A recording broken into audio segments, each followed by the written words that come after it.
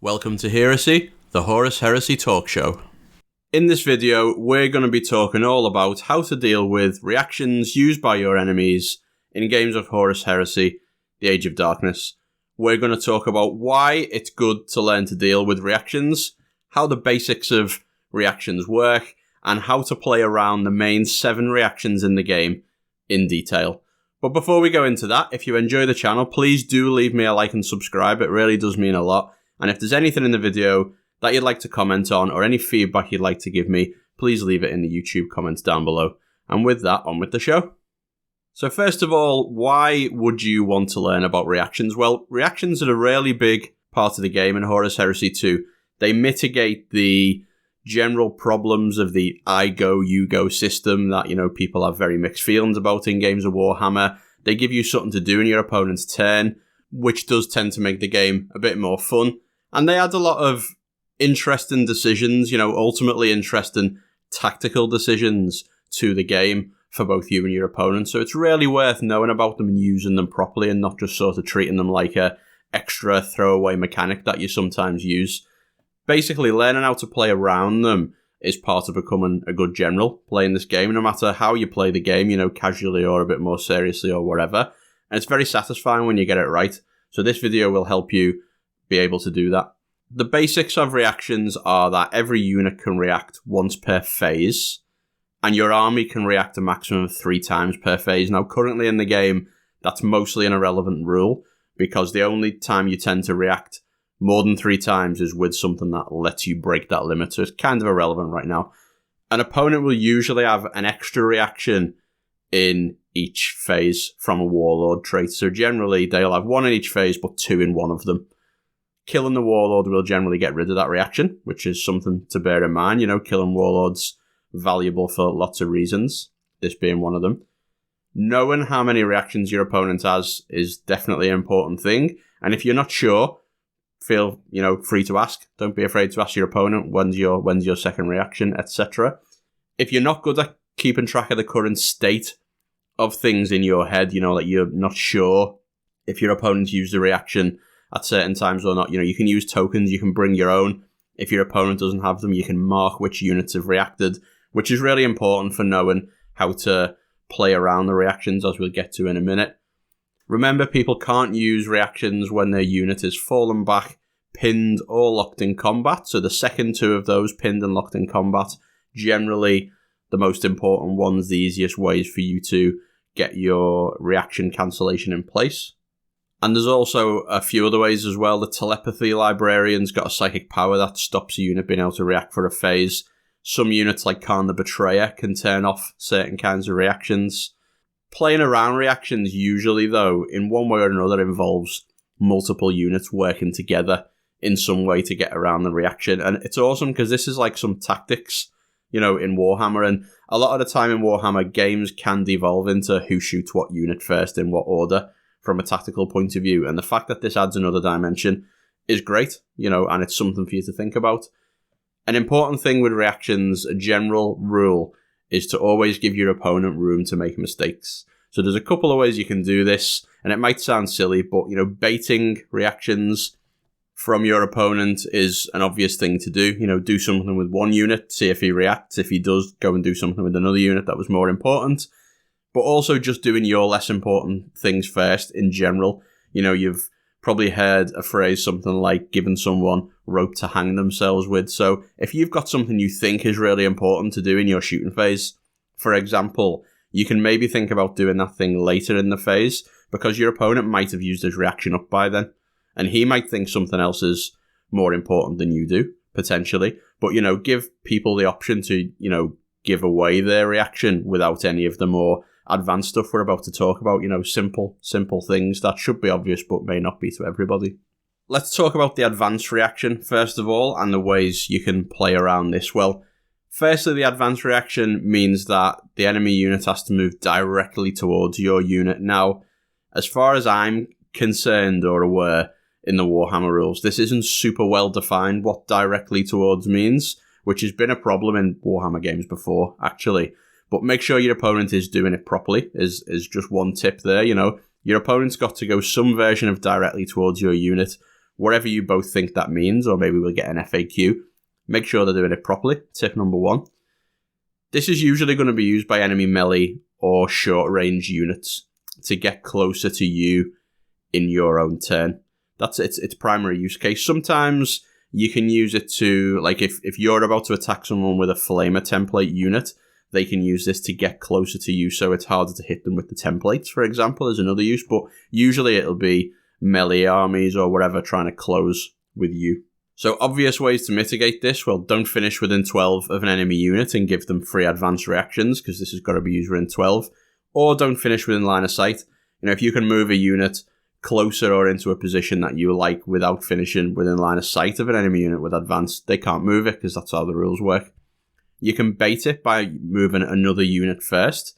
So remember, they've got to move directly towards your unit, and if you've got a unit that wants to go close to an enemy unit, move another one first. If they advance towards that, they've maybe moved away from the thing that you don't want them close to, potentially. And you can also block an enemy unit, and this is quite powerful, especially with things like rhinos, who, once they've dumped out their troop cargo, are kind of like a mobile wall in a lot of ways. But it can also be with a big vehicle, like maybe a Land Raider, or it can be with your own melee unit.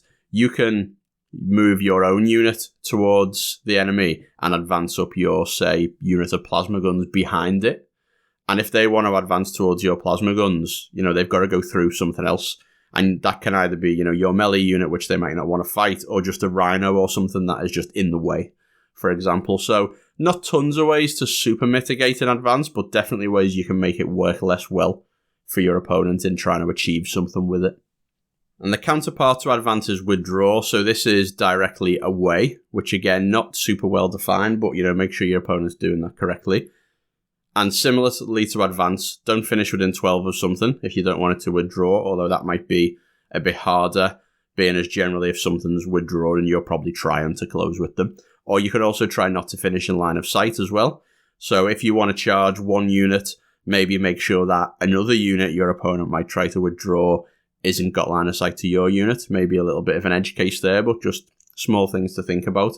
Now you can obviously bait a withdraw by moving close to an enemy unit when your target's actually something else. So one way you can do this, if you've got an assault unit, let's say you want to charge one of 2 enemy heavy support squads. If you jump so that you're in between them, your opponent might not know what your target is, and they might withdraw one of the units, and it might be the wrong one. It might be the one, not the one you wanted to charge anyway. So give people difficult decisions and don't give too much away for them.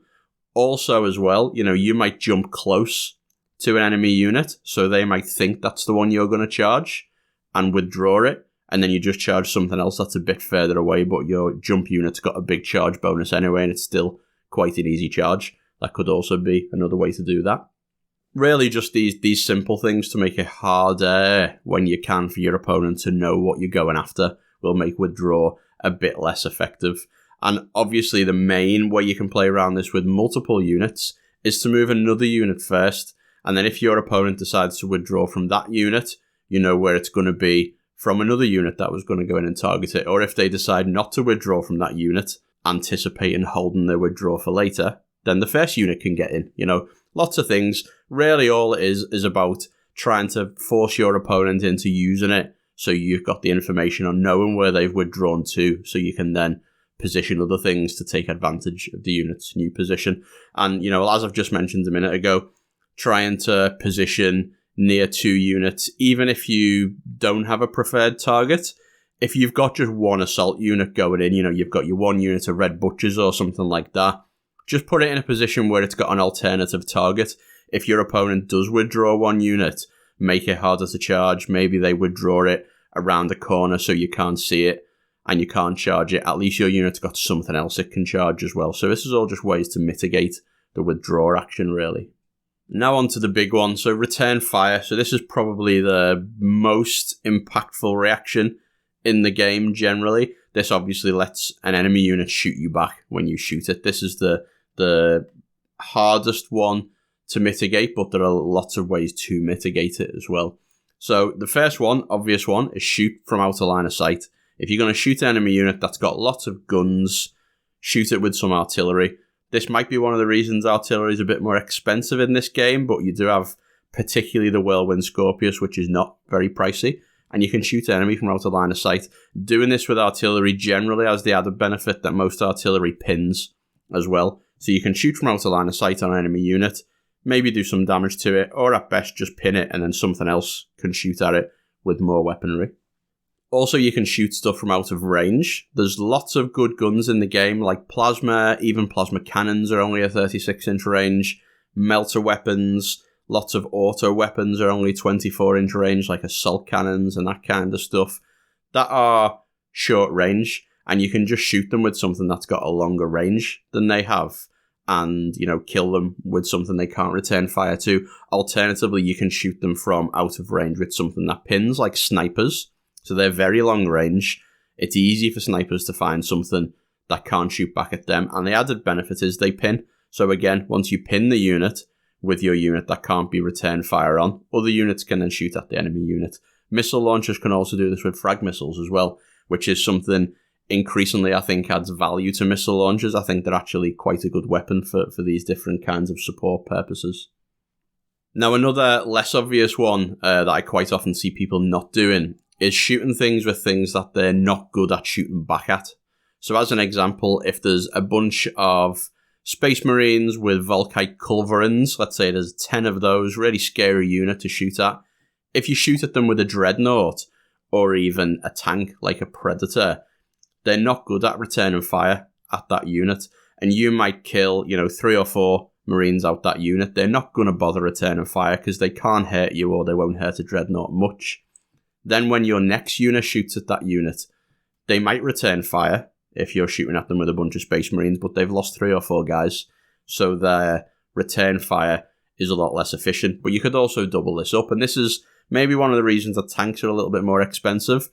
If you're picking your targets, like if you're shooting at, say, a unit of heavy bolters, missile launchers, Volkite culverins, any anti-infantry weapon with a few tanks, you could take that whole unit out without them ever having an efficient return fire, or a return fire that can do any damage at all. So think about doing that to either completely mitigate the return fire or at least thin the unit down a little bit before something that is a bit more vulnerable shoots at them. You can also cheat a little bit with templates with return fire as well. So, if you shoot a unit that you can see and there's another unit in the way, the unit you're targeting is the one behind. Let's say you shoot a unit that's got some melee weapons, but you've positioned your unit well so the template also covers something with some scary guns. They actually don't get to return fire because they're caught in the flamey crossfire rather than actually being targeted. So whether you're happy with doing that or not, some people who play a lot more on the narrative end of things, I could see maybe don't think this is cool to do. I actually think it's quite hard to pull off and is a quite funky tactic to, sort of hit something by accident. But that is definitely a way around getting return fire, and particularly if the enemy's got a very, very big scary unit of guns, I don't think you should be bad or feel bad using flamers to get around that, or flamer-like weapons. Onto the less desirable ways to do it, but still ways that, result in you getting an efficient result. You can shoot units with other units that are going to trade up even if the enemy does return fire. So as an example, if you've got 10 Volkite culverins shooting at an enemy unit of 10 las cannons, you're still going to kill more las cannons than they'll kill of your Space Marines. So if you are going to take return fire to the face with no good mitigations, at least make sure that it's going to come out in your favour. The bonus of that being, they will lose more Marines than you will. You'll lose a few, but now their reaction's used up and it frees up the rest of the stuff on the table that you've got to shoot at things with impunity. A good example of this as well is some units that are particularly good at killing enemy troops, like flamers, for example, are pretty cheap. So if you get some flamers in a position to shoot at a bunch of expensive Marines with big guns, they might return fire at you, but you've come out better than they have anyway, and their reaction's used up for the turn. You can also make your opponent's reactions less efficient by doing something to a less scary unit first. So they might have a big unit of las cannons that they want to shoot, to return fire at you with, and you want to kill it. But you can do some of your other shots first and shoot at some smaller but still important units. And your opponent's got a choice then. They either react with that smaller unit, knowing that you may never actually choose to shoot the las cannons, or they hold the reaction, in which case you kill a bunch of that lesser but still important unit off without ever getting the return fire at you. And then as a last resort, sometimes you do just need to take the return fire on the chin. I have seen people playing afraid to shoot any of their units at anything important because they didn't want to get return fire at their units. But ultimately, if you do that, you're probably going to be losing the game as you go on because you're not shooting at all. So sometimes you do just have to shoot the big bad thing and let it shoot you back. The advantage being that once that reaction's used, it's used, and you can then get on with whatever else you were going to do in the turn. So lots of interplay around the return fire reaction, but really satisfying to try to make sure you get the best result out of your turn. Then we got the evade reaction. So not loads of ways to play around the evade reaction, but it's a lot less scary to play against than return fire maybe. In most games, you are going to be dealing with return fire a lot more than evade. But, armies that don't do a lot of shooting, like melee armies, will use evade more. So what you're really trying to do is make it less effective at saving their stuff a lot of the time. So firstly, remember that evade grants shrouded. So it doesn't stack with feel no pain because, or similar things because it's a damage mitigation roll. So for example, if you shoot a bunch of Galvor back, there's no point them evading because they've got feel no pain as well.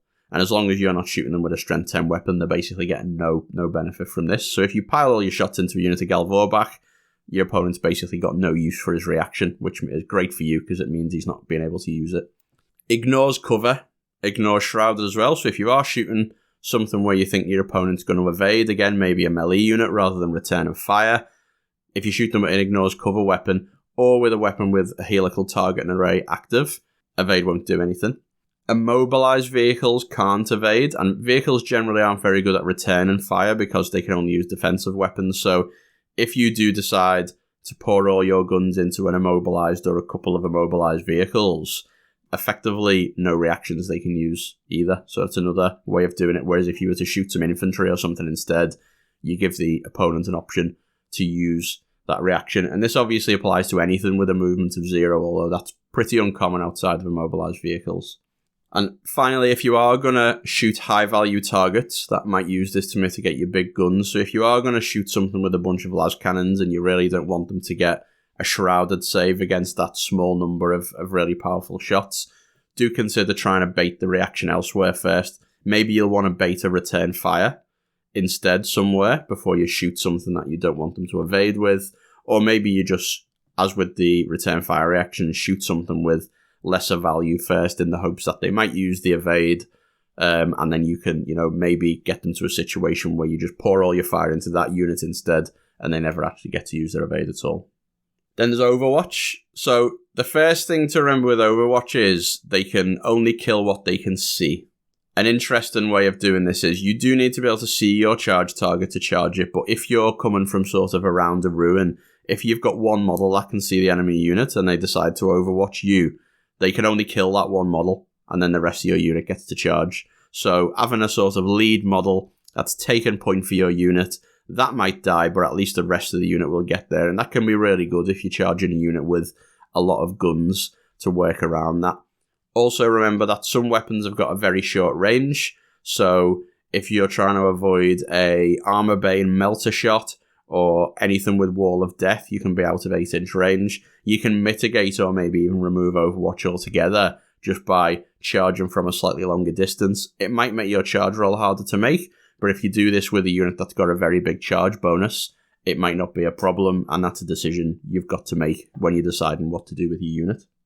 You can also very simply take the Overwatch reaction with a sacrificial unit, potentially. So maybe you've got a lower value unit nearby, or you just got 10 tactical marines or something. You can charge that into an enemy unit first, and then they're left with a choice. They either shoot that unit, or they lose their opportunity to react at all because they'll be locked in combat at that point. They could also brace, but then at least you've drawn out the reaction. We'll talk about brace in a second.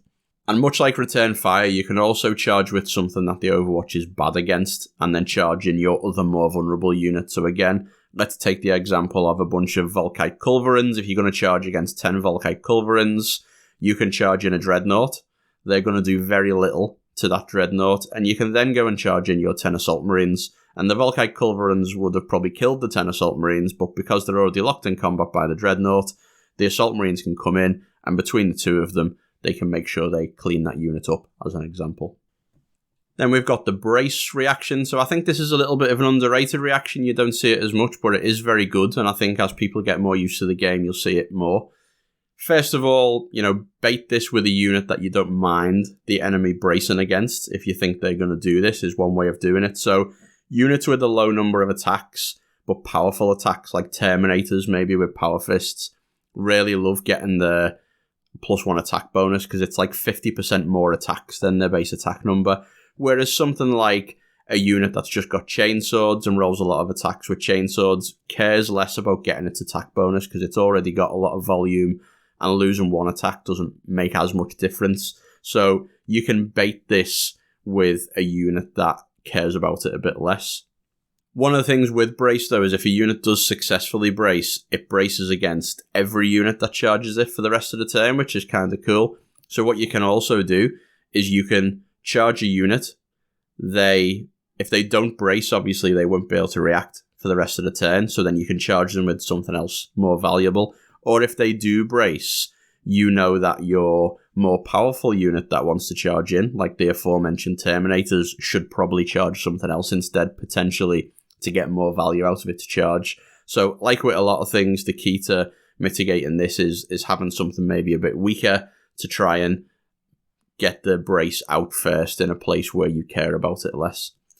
Also, Brace requires a leadership test, so leadership modifiers do make it more risky. So charging in with a fear-causing unit, or making sure a fear-causing unit's nearby, or something like that, sniping a unit's sergeants out before you go for the charge, anything that reduces the leadership of a unit will make bracing less likely, and it may mean that your opponent decides not to brace at all. It may mean that your opponent does brace but has got a higher chance of failure, or it may mean that they are put into a position where they decide to use Overwatch instead, but maybe the Overwatch isn't very useful. Like again, let's take the Terminator example. If your Terminators are charging into something that doesn't have 2 AP, the enemy may want to brace, but if they're only leadership 7, they might not consider it worth the risk of doing nothing. They might decide to shoot you instead. So it's all about just making sure that you've got the best chances you can of that brace not going off to mitigate the potential use of it. And then lastly, we've got Interceptor, which is a bit of a special case. So Interceptor allows you to shoot enemy units coming on the board. You'll usually be facing multiple Interceptor reactions, so thanks to augury scanners and helical targeting arrays, plus probably one natural inbuilt reaction as well, you'll often, if you're going to deep strike things in, or even just bring on one unit from reserves, be facing potentially multiple Interceptor reactions. Now, the key to mitigating these, firstly, is to know where your opponent's Interceptor units are, so you know what they can see, and try to enter the table where they can't see you. You can't shoot what you can't see, so if there's a nice big building, or just a part of the battlefield you can come onto where nothing can shoot you, that's probably preferable, even if it's a less good position to come onto the board. Probably preferable to getting shot by half the enemy army. Alternatively, you can just enter where the reacting units are less powerful, so again, if you can bring a vehicle on where the only reacting unit that can see it is, a bunch of plasma or even something like Volkite Culverins, you can mitigate or completely negate that reaction fire. As long as the las cannons can't see your tank, you're in a pretty good spot.